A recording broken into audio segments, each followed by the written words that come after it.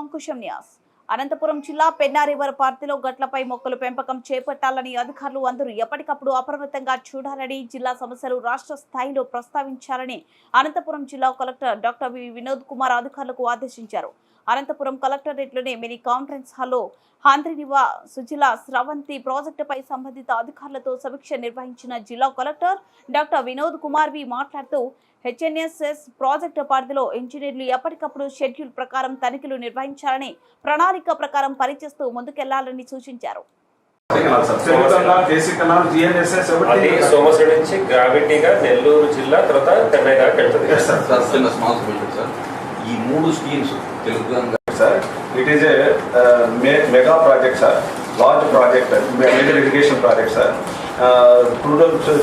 Inaugurated 2004-5 start అయ్యి put a tunnel below this valley and drawn it for power generation. Yes, sir. It's completely like child's toy, which people are able to do